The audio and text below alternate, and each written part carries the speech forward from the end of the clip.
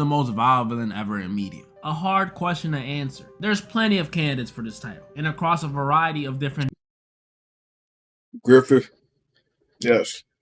If you know, you know.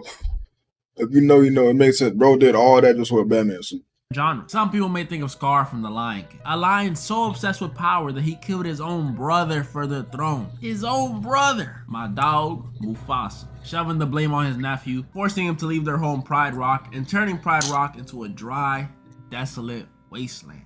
That's evil. Or maybe that's not enough, and you think of someone like Michael Myers, the literal embodiment of evil, who terrorized his hometown of Haddonfield with his ability to never freaking die. These are both good candidates for the title. You could even call them great, but when I say vile, ain't that Jason Voorhees though? I mean vile. Someone like Homeland. Now that dude is more like it. I've expressed my distaste for this dude before, but season 4, this dude is on a whole nother level. In the earlier seasons, it was already very clear how messed up in the head this dude was, with him doing things like letting a plane full of people die, the creation of Ryan, dated Stormfront, killed Black Noir, called A-Train fat. The list goes on and on. To sum it all up, he beefed with a baby. A baby. At least when I beef with babies, it's for a good reason. The point is, this dude was already a bad, hilarious guy who shows no remorse for any of the decisions he makes. So when I say in season 4 things got worse, just know things got worse. Season 4 starts how any other season starts. Huey off somewhere and wearing a Minecraft shirt, Frenchie doing French things, Starlight chatting it up, Butcher doing his typical, "Oi Huey, Homelander's got me son." The usual. But Homelander, there was something off about Homelander. He seemed more on edge. He seemed more unstable. And it made me more scared. You talking about like Kara from Death Note? Scared of him than ever. I mean, literally, every time he's on screen this season, I just assume someone's about to get lazy. And like 60% of the time, I'm right. This is because Homelander was stressed like never before. Going through a midlife crisis, tired of yes men, trouble with his son. And on top of all of that, he had identity issues worse than the Dominican. I know black. And after several attempts of fixing these issues and failing over and over and over again, Homelander decides to deal with these issues by destroying what he believes is the root of the problem, his humanity, which leads to him doing possibly Every time someone turns evil in like a show or something, the first thing they do is throw away their humanity. That's the only thing that they always think of. For example, like Dio. The most messed up thing he's done to date. If you know, you when know. He arrives at the lab where he was made.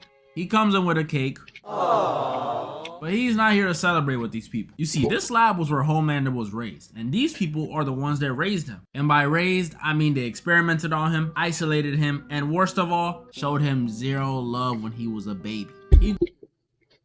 Now, why the fuck would you do that? That gotta be one of the most stupidest things ever. Like, bro, if that's actually what happened, bro, y'all finna make some huge Superman clone and decide, you know what, we're not finna show him no love though. Like, nigga, you trying to create a villain that's gonna destroy the earth? What the fuck? Y'all create a Superman clone, but y'all want to act like he don't exist. You're basically creating a villain with that. Like, you're giving him a backstory to become a villain. What were y'all thinking? He grew up to be a monster, and that's still messed up. So these people kind of deserved what came next. Like, yeah, what did y'all expect? What did y'all expect? Homelander, with the calmest expression on his face, enacts his revenge on every single one of them in the most brutal way. Tosses the first dude in this oven room where he used to put Homelander when he was little. Made the second dude, I can't even say I'm trying to get paid, but I'll put it this way. He made this man perform the most vigorous / embarrassing forearm workout in front of all of his colleagues while laughing at him. And this scene was so hard to watch because, as Homelander said, his life was quite literally in his hands. Come on, bruh. This is an old man. His Peter don't even work like that no more. And he had performance anxiety? Yeah, he stood no chance. At this point, if I was one of the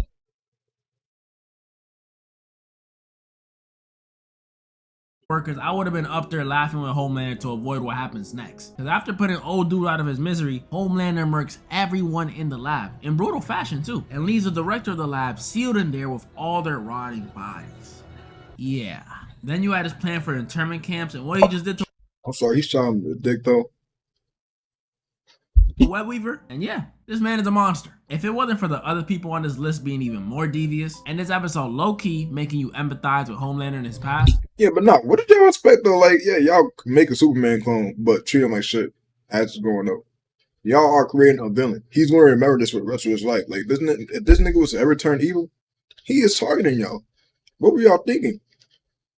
he'd be number one, no question about it. But someone like Sid from Toy Story, Oh, I yeah. cannot sympathize with that kid at all. Now I know what you're thinking. It sounds outlandish. It sounds like I'm joking. But I'm not. While Andy is a good owner to his toys, takes care of them, plays with them, Sid is the complete opposite. A lot of people don't talk about this guy because, oh, he's just a kid. But they don't see what I see. He's horrible. Imagine you took all the stuff he did to his toys, mutilating them, reassembling them, burning them, blowing them up, pimping them out, and applied those things to humans. That's a Netflix documentary waiting to happen. If Woody and the gang didn't traumatize his kid, he could have grown to be the next Dahmer, Bundy, Sukuna, and the only reason Sid ain't higher is because you got people like that Terrifier running around. Now this dude, real life, scares me. Not only is he a literal demon, but he's also a clown. And normally, I'm not scared of clowns at all. I'd be more scared to see a picture of the king Now you know it's a lie. of pop than I would to see a clown on most days. But this dude, he got it. I'm terrified of him, no pun intended. If me and one of my friends saw this dude at night in the middle of an empty road, there would only be one option in that situation. All right, Derek, there's two of us and one of him. So I think if we just... Derek? Much like Michael Myers, this dude likes to pop out on Halloween and start murking people. Whoop-de-doo, what a surprise. But it's not this Just have a gun on you. I ain't gonna lie. Simple solution. that makes him so scary. It's how he murks people. The Terrifier movies have a reputation for being extremely gory. So much gore that audience members threw up during the premiere of the second movie. And whether that be true or a marketing stunt, I can see why. I can't go over all the things he did in his movies without my video getting nuked off the face of the earth, but I can go over the nastiest, most messed up thing he... Okay, I'm not gonna lie to you, bro. I'm not gonna lie to you. Like, why would anybody trust this nigga in the first place? Like, oh, you see this nigga at night looking like this? You think I'm just gonna walk up to him and be, oh yeah, we cool? No, nigga, what the fuck? I'm running away. What are you thinking? What were these niggas thinking trusting this nigga? How does this nigga look friendly in any type of way? Like, I need to know, how does this nigga look friendly in any type of way?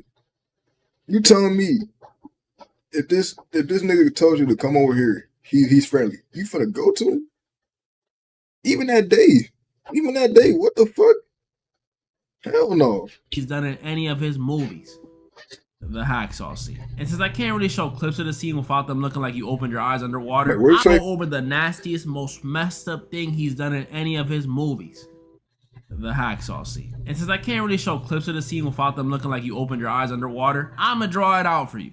Alright, so we got Terrifier here on the left, ready for the hacksaw scene, hacksaw in hand. And right next to him, we got this person, this girl, hung upside down, not looking very happy as we can see. And in the hacksaw scene, Terrifier takes the hacksaw and goes all the way up to about this area. Oh.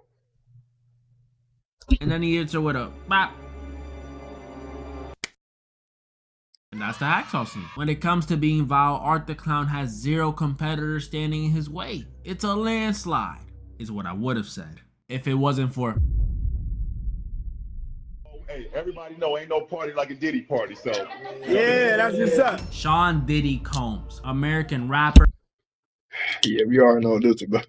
producer, rich guy, we all know who he is. While every person I mentioned before this has committed atrocities in their respective movies and TV shows, this man is the exception. He's out here doing these things in real life. A lot of y'all probably know all the things he's been accused of, but if you don't, disorderly conduct, breach of contract, tax evasion, embezzlement, illegal possession of a firearm, destruction of property, possession of controlled substances, illegal surveillance, battery, criminal coercion, battery, trafficking, and now what if I Yeah, you like a real life supervillain. Like, a real life supervillain. told you that was only half the list? This is ridiculous. You would have thought he was going crime for crime with Bill Cosby. The accusations against this man were serious. When these accusations came out, news outlets were on it, YouTube was on it, Tubi made a documentary out of it. I mean, bro, my mom knew. That was like, hey, what the Accusations fuck? against this man were serious. When these accusations came out, news outlets were on it, YouTube was on it, Tubi Bro, this shit look like AI. But it's probably not. made a documentary out of it. I mean, bro, my mom knew about it. That's a big deal. But these allegations weren't even the main topic of discussion. Cause forget Diddy doing some serious stuff. Blowing up Kid Cudi's car? Oh. What I really wanted to talk about was those elusive Diddy parties. There were these parties Diddy used to host where he invited the most popular people on the planet. Princes, actors, rappers, Oprah Winfrey, LeBron James, Mike Tyson, any popular person you could think of, they were there. It was like the ultimate Make-A-Wish Foundation gift. It seemed like so much fun. Who wouldn't want to be invited to a Diddy party?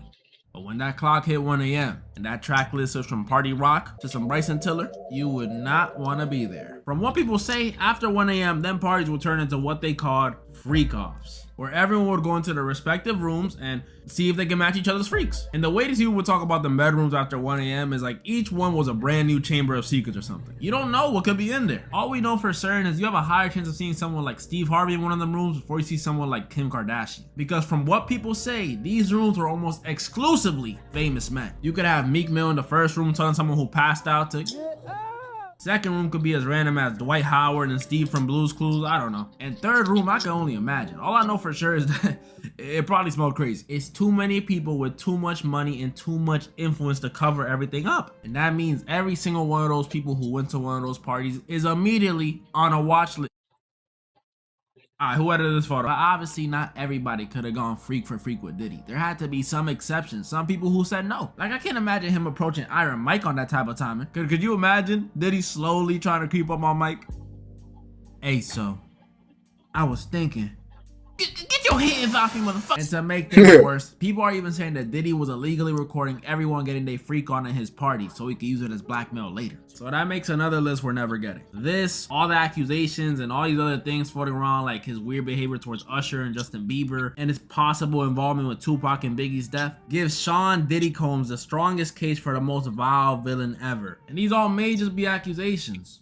But if I was a betting man, so to finally answer the question, who's the most vile villain ever? P. Diddy. We all know the answer. Like, it's Griffith. That man's evil. Nah, Diddy's worse. I ain't gonna lie. Evil transcends fiction. And moral of the story? The Discord is now finally answered the question. Who's the most vile villain ever? It's Griffith. That man's evil transcends fiction. And moral of the story?